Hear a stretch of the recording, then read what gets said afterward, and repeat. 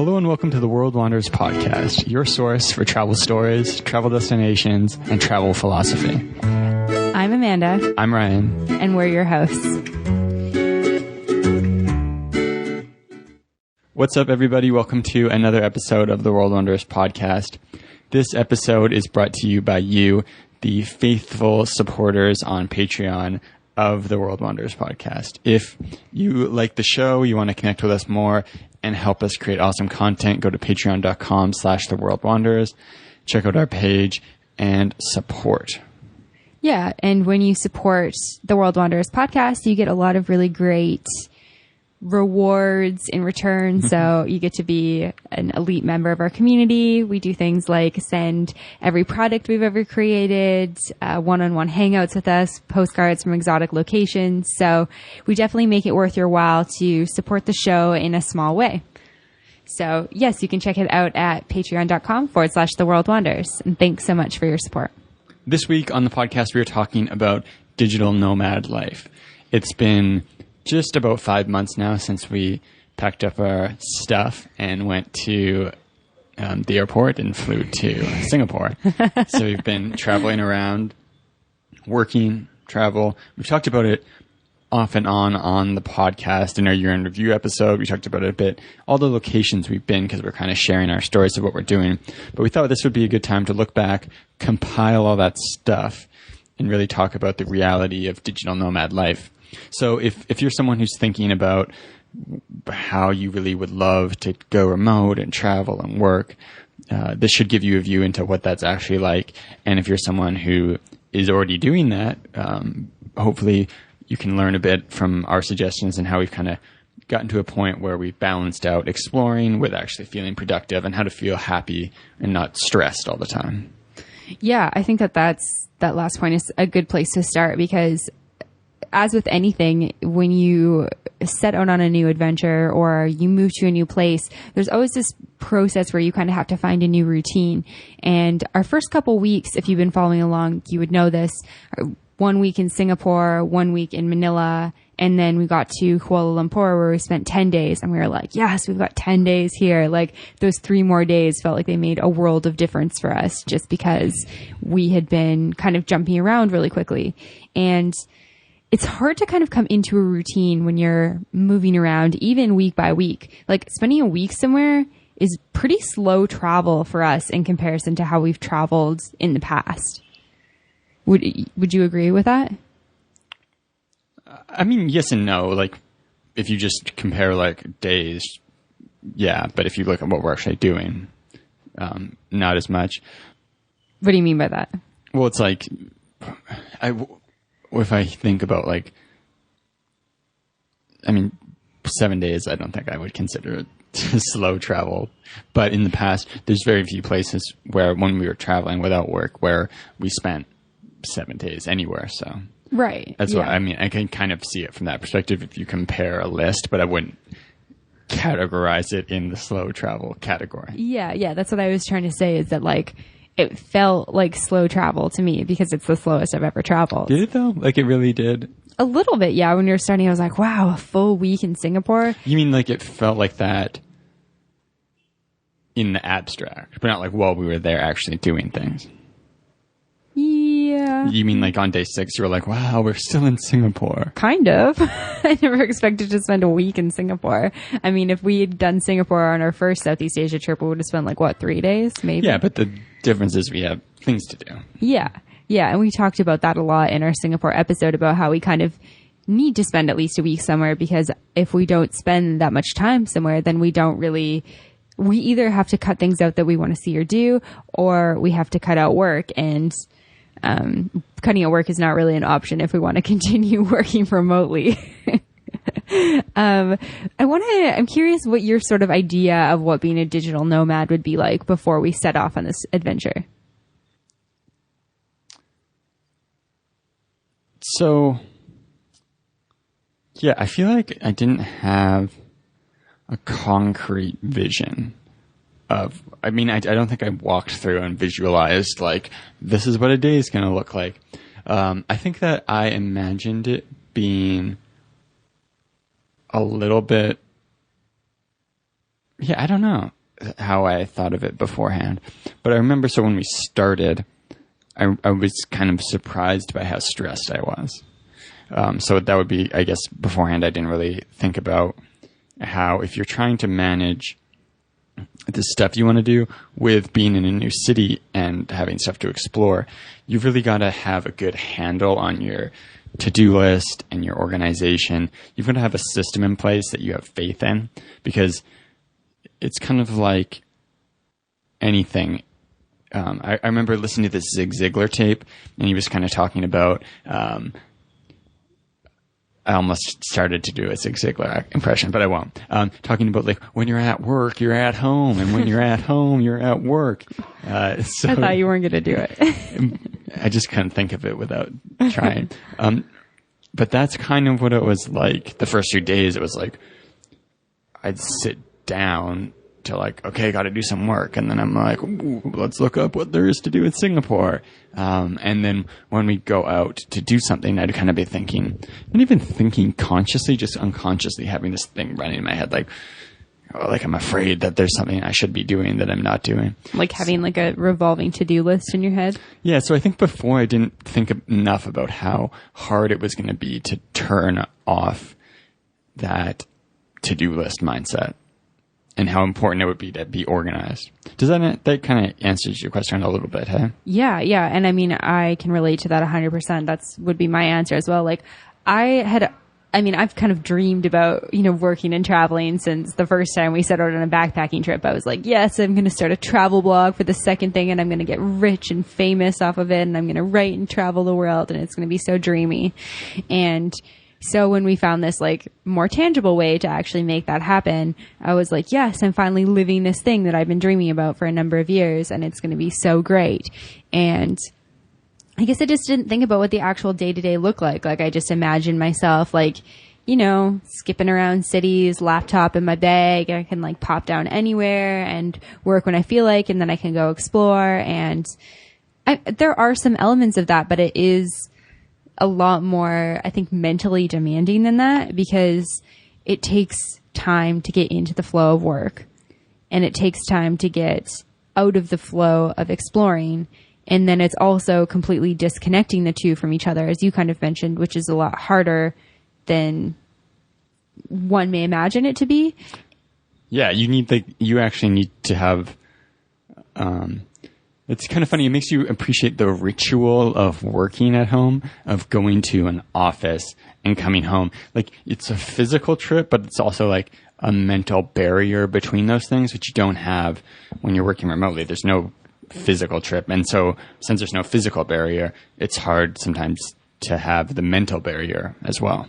Yeah. And I think that like doing it together and is challenging as well. Like, I think that setting up a life as a digital nomad is probably easier as a solo traveler. Absolutely. Because you would just figure that stuff out just for you and figure out how you work best. And we've done that together, which has been good, but it's been challenging because we also work differently. We have different habits, and it's fine being somewhere where we have a place and we're staying there for a while and we can kind of get into our own independent routines. But somewhere like Singapore, we're there for a week and we're like, okay, we're going to work this morning and then we're going to go explore this afternoon, means that we're really dependent on the same schedule working for both of us, which I think was like fairly challenging for us. Yeah, I mean, I think we've gotten a lot better at it now, but when we started, our work styles are really, you're someone who can sit down and just go ding, ding, ding, ding, ding, cross off my to-do list. I sit down and I'm like, that's what you do for the first hour. I'd like to kind of, get inspired or something. Okay. That's just straight complete rationalization. Yeah, I have much more of like a unstructured, I work better with like a little bit less structure, but I'm still very much trying to figure out the right amount of structure. I think the other thing too is that I've kind of been, I feel like my natural tendency is to procrastinate a little bit less, but I've also been kind of working for myself for almost a year longer than you were. Yeah. And I hired a business coach who worked me through a lot of those troubles. So I think that, just a year of working for yourself is definitely, you don't have all the answers, but I think I figured out a lot more of how to structure my days so I can be the most productive, and how to make to-do lists that allow me to get stuff done efficiently. Like I've worked on that for a year longer than you have. Yeah. So. And it's a skill that takes a long time to learn, because you go, the entire time through the school system, through college, and through job. That's all about like external motivation. And now you have to figure out how to motivate and structure your own life when it's been imposed on you for so long. It takes a long time to figure it out. So to quickly kind of buzz through the history of this trip, and specifically like the types of travel we've done. So, do you want to do that? Do you want me to do it? You can start. So yeah, right now we're in Ubud in Bali. We're here for a month. We'll probably actually stay a bit longer and extend our visa here. But going back to the start, we basically did week in Singapore, week in Manila, a longer stint in Kuala Lumpur, and that was very much work focused, where the first two were travel based. We were like, okay, we're going to buckle down. We're going to focus.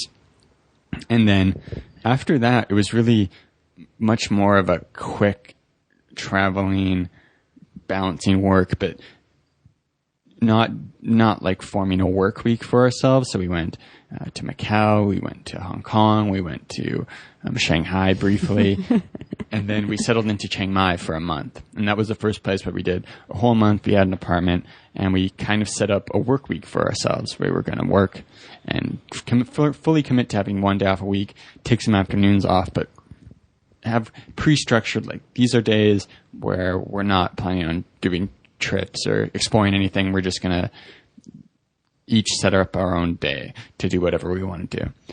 And then after Chiang Mai, we went to Myanmar. We spent 16 days there purely traveling. We'll also fitting work in where necessary, but not dedicating days to it. And then since then, came here to Bali with a stop in Bangkok. Of course, for a shorter period of time. A recovery of food poisoning from Myanmar. Yeah, so I guess there'd kind of be, I'd say probably 3 different types or categories of travel there. There's the longer, month-long one where we're actually like setting up work weeks for ourselves. There is the kind of mid 7 to 14 day 7 to 14 day stint where there's definitely not like we're going to take 2 days off. We're kind of just balancing. Yeah, we're work focused, but we're going to take time off here and there. But it's not pre-structured. Those take a lot more planning, those weeks, I think. Yeah. And then the other type would just be, I guess, kind of the unstructured blend where it's like we're traveling and then we're going to just try to fit in work where we can. Yeah. So whether that's, a morning here, afternoon here, evening here, but there's definitely not like, the focus is definitely on going places and seeing places. Do you think those 3 categories make sense? Yeah, definitely. And I think that I kind of imagined before we headed out on this trip that the type of trip like Myanmar, where it's travel focused and we just like fit work in, was something that was really going to work for me. Like that's how I kind of pictured digital nomad life. Like, okay, cool. I'll just go to a coffee shop. I'll get the things I need to get done. And then I'll leave and I'll go explore and it's going to be so great. I'm doing this thing I love while still being able to, have a career, because the older I get, the more I feel like I actually should have a career and, finding stuff I'm passionate about. The only reason you're doing it is because you feel like you should. No. So there's a couple different reasons I'm doing it. Well, one, there's the necessary need of money to continue sustaining myself as a human. 2, there's things that I'm pursuing that I'm actually really passionate about, like teaching yoga, my yoga business podcast called MBOM. I'm super excited to be growing. I love doing the World Wonders. Although that goes kind of like back and forth between like hobby, side hustle, and then, our main gig, which is our advising with Praxis, which is something that I have totally, completely fallen in love with, like that I never expected to. So I think it's a blend, right? It's like making money and then also being able to do things that I'm passionate about. It kind of reminds me of Matt and Marilyn from Words with Winos, who we talked to on the podcast, and they teach English through a Chinese company. And talking to Matt, he was very much like, I'm not passionate about teaching English, but it allows me to do this other thing I'm passionate about, which is travel. And I think that's something we're searching for, is jobs and businesses that we're passionate about that also allow us to be remote so that we can go to places that excite us.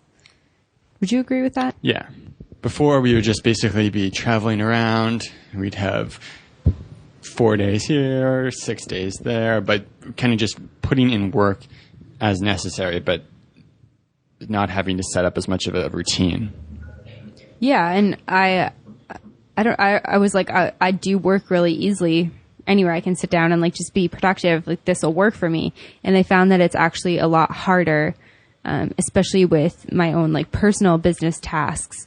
And that kind of comes back to like the challenges of entrepreneurship in general. Like, when somebody's not holding you accountable to getting certain things done, it's a lot harder to motivate yourself to do them when you feel excited about, you know, hiking a volcano or hanging out with monkeys, or you'd rather just go eat a delicious salad bowl.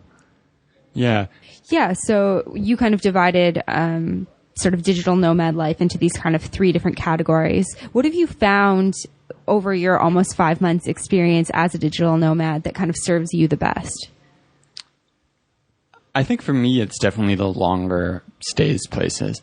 And I think I kind of knew this going in, but wasn't really aware of how much it would impact my enjoyment of things if I didn't have the time to set up structure. So something that I'm kind of learning about myself is that I really do need and profit from routine and getting into like a rhythm of work. So over the course of a month somewhere, it's really good for me because I can say, oh, I'm going to work on these days and then take these days off. And I kind of have the confidence to take those days off because then I know, okay, I'm going to come back to it and I'm going to catch up on anything when I get back. It's fine. I feel this like kind of sturdy confidence that everything that's going to get done is going to get done. The kind of shorter mid-level stuff is also good for me, but I find it takes me like 2-3 days to get into a rhythm. And so if it's a 7-day stay somewhere and I have a couple bad days and then I know we're going somewhere traveling after, it kind of causes me a bit more stress. And then the travel like where we were doing in Myanmar, where we're just traveling and kind of keeping things up, but not really having like segregated days for it. That's really difficult for me, I think, not having any kind of formal structure about my work, where it's like, oh, I've got a couple emails I'm going to reply to, and now I've got to try to find time to fit this thing in, because I do know, I guess my confidence level that I can just schedule something and show up and do it and have it done isn't as high as it is. So I feel like I need to have that buffer room around it. Yeah.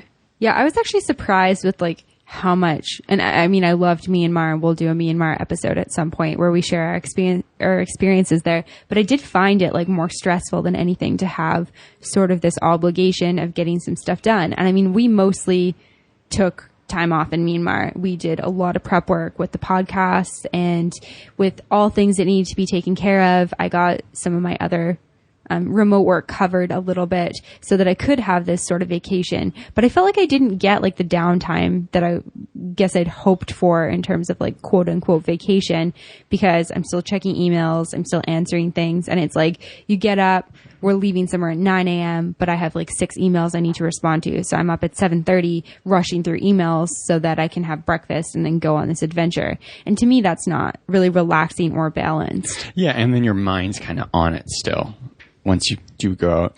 And Myanmar is kind of difficult specifically because it's not a vacation place really. Like, there's a couple beach spots which we didn't go to, which you could kind of say, oh, those are more vacation. But it's very much like an adventure. So that's not the relaxing type of thing. And then because Wi-Fi is so spotty, it creates this underlying stress that, oh, if I need to do something, I might not be able to, which wouldn't happen if you were, in a lot of other countries. Well, I mean, if you were like working out of like Austin, Texas or something, it wouldn't happen. So that brings up a really great point. That's been one of the things that I hadn't really like tangibly thought of as a challenge that we may have. And that was Wi-Fi. I guess I just imagine like, oh, I can go to Koh Phi Phi and I can pull up my laptop on the beach and I can drink a coconut while working. And yeah, sure you can if all you need is like a Word document, or maybe if you've got like a pocket Wi-Fi or something. But having good internet is a reality that you need if you're going to work remotely. And sometimes it can be a challenge. Yeah. Did you not really picture it being a challenge? I think that was something I was aware of. I think that it's something you expressed and I was kind of like, we'll be fine. It'll work out. I mean, I'm kind of like a little bit of a spacey person and I have a very like active imagination. So I think I was just like allowing that to kind of take over instead of thinking about these things that I should actually be thinking about, I guess, like the reality of Wi-Fi. Like, I think that's been something that's worried you the entire time that you've really thought about a lot. And I'm just like, yeah, it'll be fine. Yeah. So in Asia right now, it's kind of basically everywhere you go, there's usually like, if you can find a place that's good. Philippines was exceptionally hard. Myanmar was a little hard, but we did find good places. But you couldn't just go into a city, book a hotel, and assume that you're going to have good enough Wi-Fi to do a Skype call, which is important for us. So you have to do this research and this planning and a bit of anxiety. And same thing here in Ubud. We have a membership at a co-working space, and they have really legit Wi-Fi.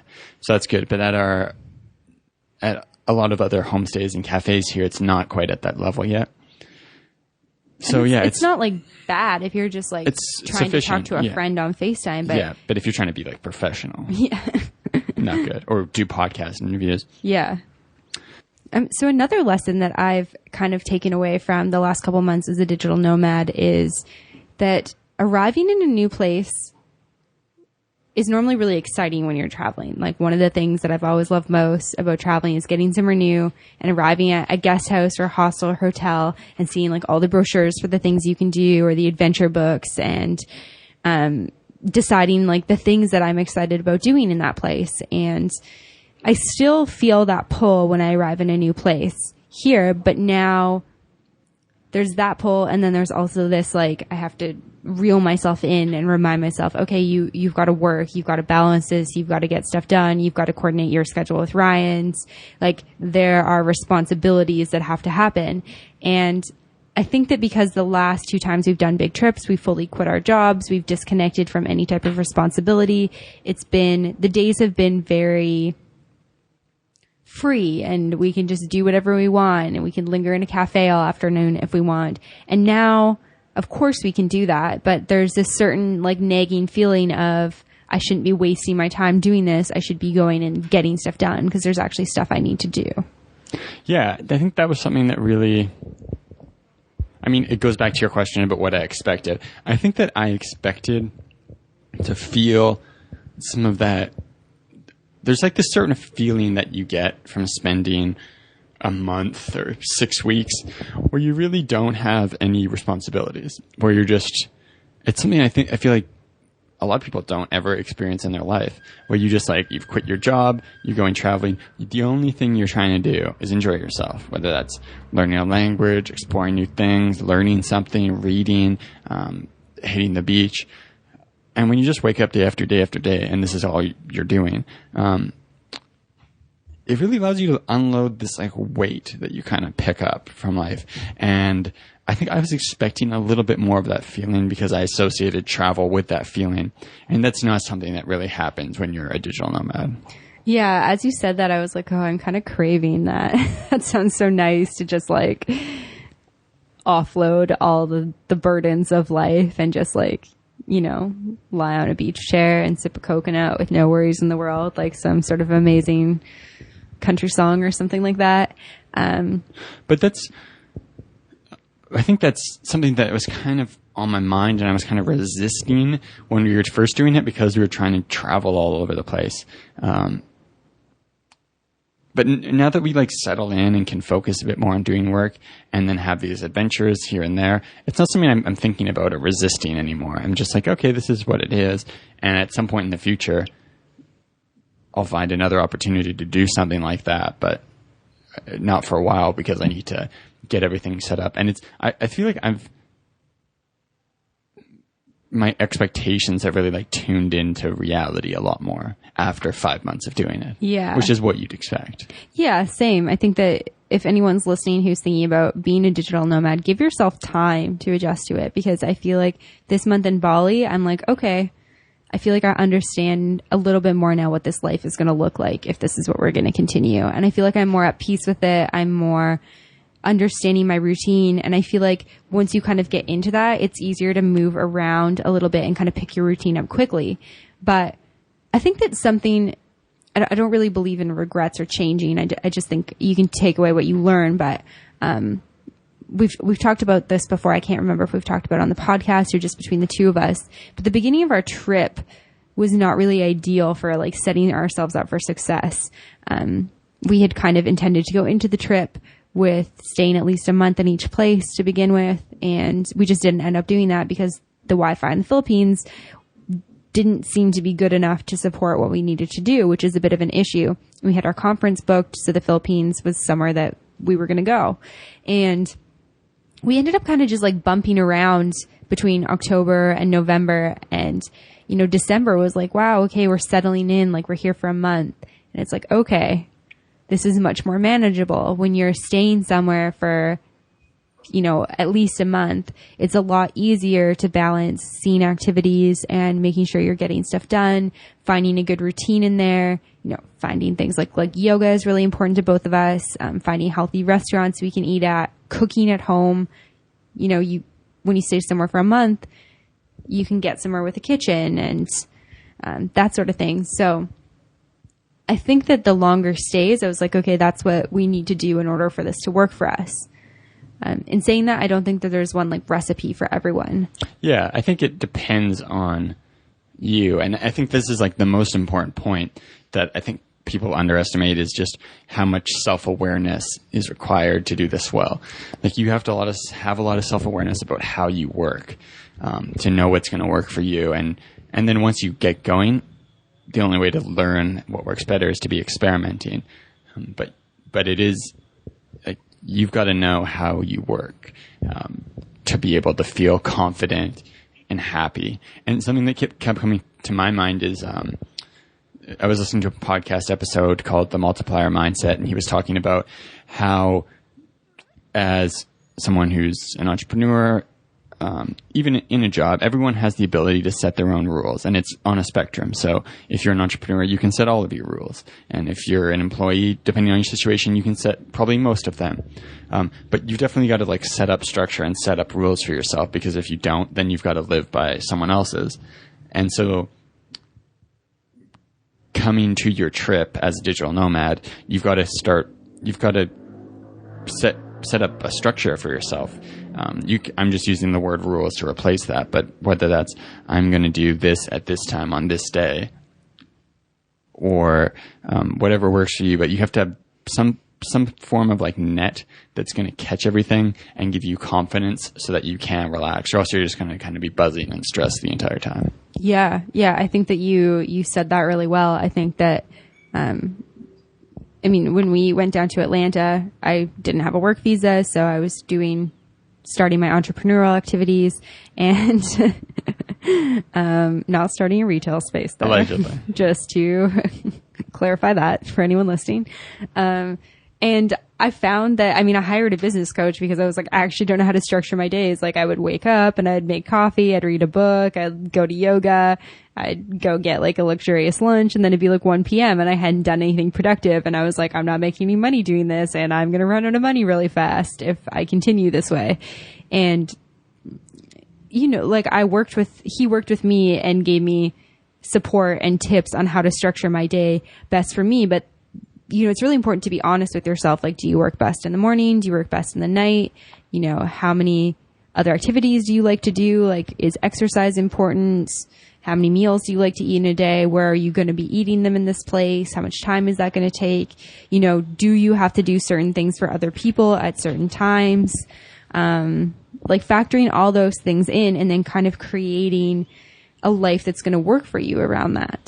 And I think that that's why a lot of people are not successful, one, in entrepreneurship, two, living as digital nomads, because it's more challenging than you imagine. You imagine, okay, I'm just going to go to Bali. I'm going to go play with the monkeys every day. I'm going to, go roam the rice paddies. And it's like, well, no, those things become unenjoyable if you're not structuring in time to make sure you're getting the work that you need to get done.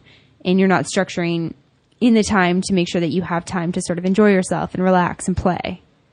Does that make sense? Yeah, and to take advantage of the place you are, because that can get to you as well. It's easy if you're sitting in like Calgary, Alberta, to just do your work and then to go to be with your work. But if you're in Bali, Indonesia, and you have this image of you having, this magical romantic time where you're reading, overlooking rice paddies and driving around a scooter and going to the beach, that can really interfere with your time sitting down and working, where you're like, oh, I feel guilty because I should be exploring. I could be doing this at home. That can mess with your head as well. Totally. I mean, I went through that in, I think probably in Chiang Mai. Is that where that kind of happened to me?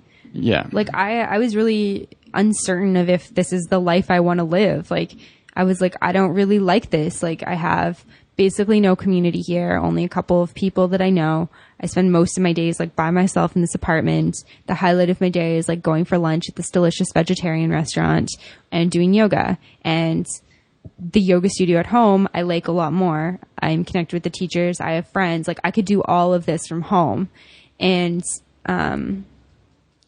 there was like, we had conversations about, how we could make this life work for us if it was something that we wanted to do. And I think that by the end of the month, I was like, okay, I think that I found more of the balance. I think it was just adjusting to the fact that it's not travel. Being a digital nomad and being a backpacker, sure, there's overlap within them, but they're two separate things.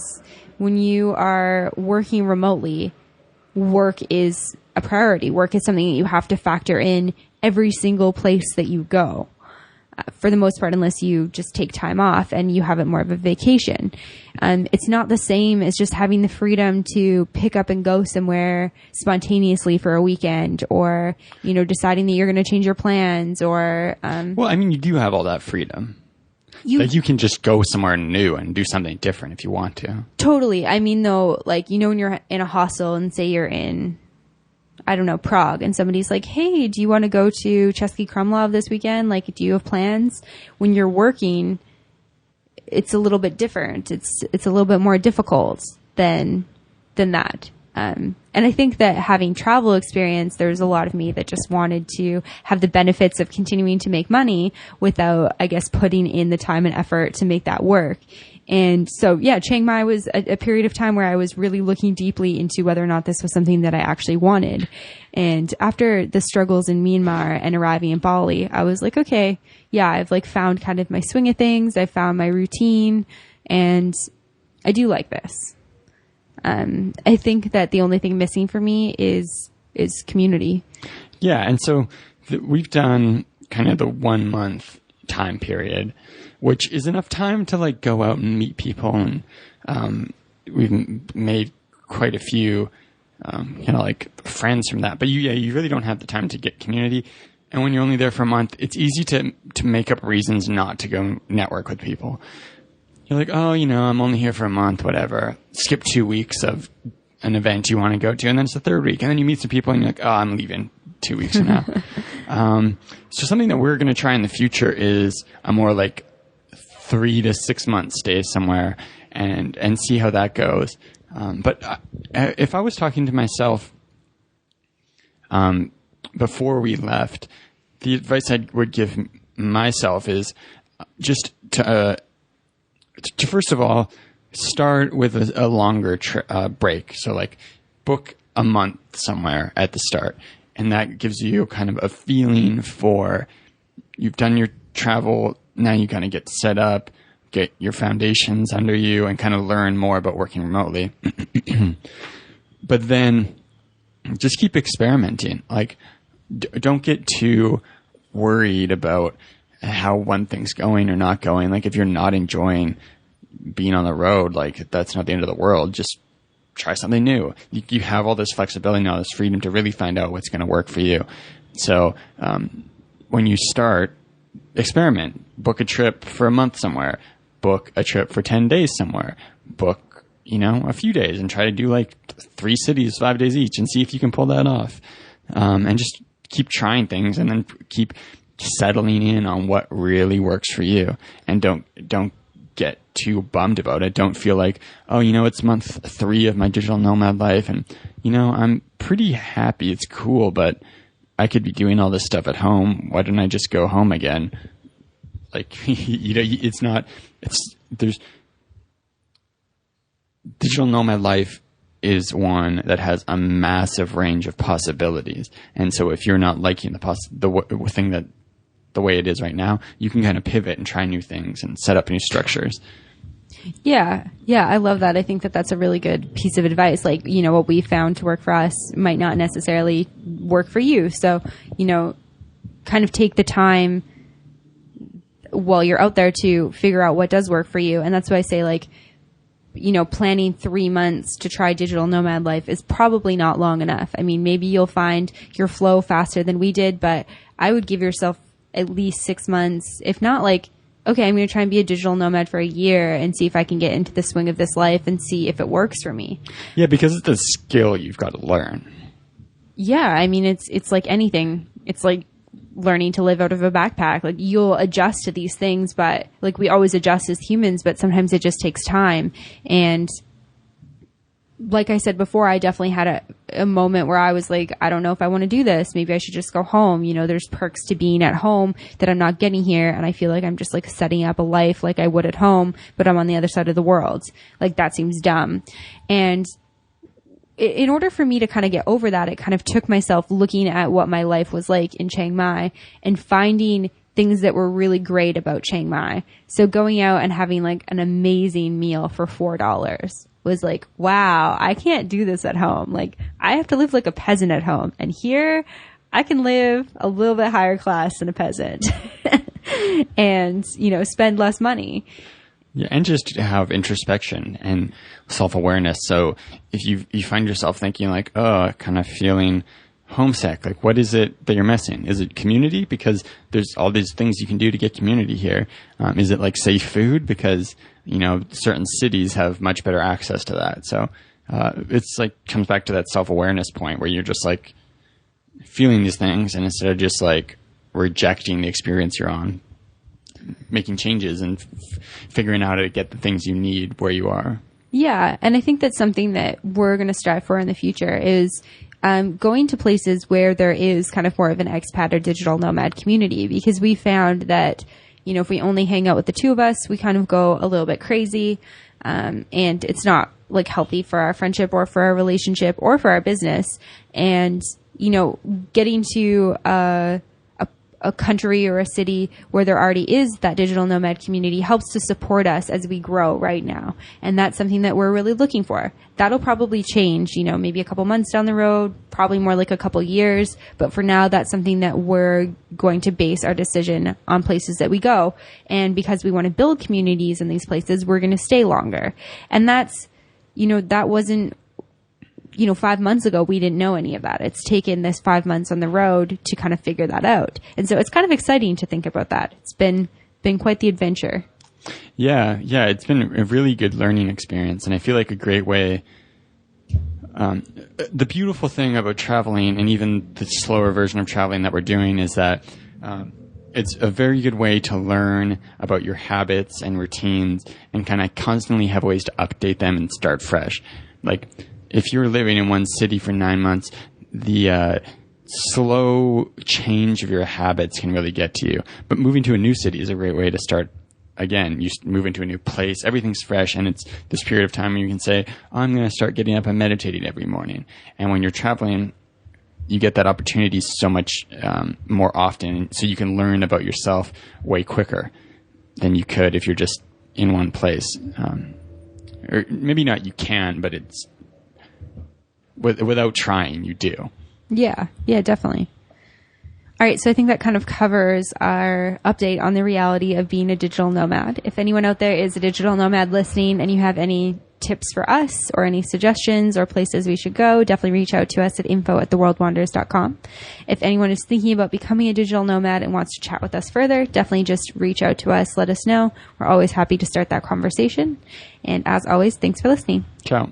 To find more information, relevant links, and photos talked about in this week's episode, check out theworldwanders.com. If you have a question, comment, or feedback, send us an email at info@theworldwanders.com. Join our community on Facebook at The World Wanders or on Twitter at WorldWanders1. As always, thanks so much for listening. Have a great day. Bye.